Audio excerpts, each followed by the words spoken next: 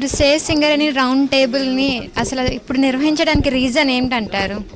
ప్రధానంగా ఒకటమ్మ, సింగరేణి అంటే 40,000 మంది ఇంటి దీపము, మొత్తం తెలంగాణకు కూడా దారి దీపం. అంత పెద్ద ఎత్తున బొగ్గు ప్రొడక్షన్ ఉంటుంది, మనీ వస్తుంది, గవర్నమెంట్కి హెల్ప్ అవుతుంది, కరెంట్ ప్రొడక్షన్లో హెల్ప్ అవుతుంది. అటువంటి సింగరేణి సంస్థ మీద చాలా నాన్ సీరియస్గా, పట్టి లేనట్టుగా, ఏమాత్రం కూడా మానవీయ కోణంలో ఆలోచన లేకుండా ఈ ప్రభుత్వం వ్యవహరిస్తుంది. కాబట్టి ఈ ప్రభుత్వానికి బుద్ధి చెప్పడానికే అన్ని ఏరియాస్ నుండి కూడా కార్మికులు తీసుకొని వచ్చి సేవ్ సింగరేణి అనే కార్యక్రమాన్ని చేయడం జరిగింది. సో రేపు ఫ్యూచర్లో ఎటువంటి చర్యలు తీసుకోవాలి, అన్ని ఏరియాల్లో ఉన్న కార్మికుల్లో ఎట్లా చైతన్యం నింపాలని ఆలోచన చేయడం కోసం మాత్రమే ఇవాళ ఈ కార్యక్రమాన్ని పెట్టినాం. ఇది ప్రారంభం మాత్రమే.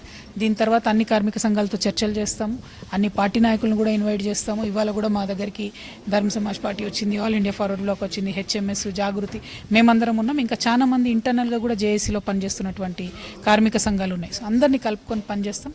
అల్టిమేట్గా సింగరేణిని పరిరక్షించుకోవడానికి పనిచేస్తాం. Thank you.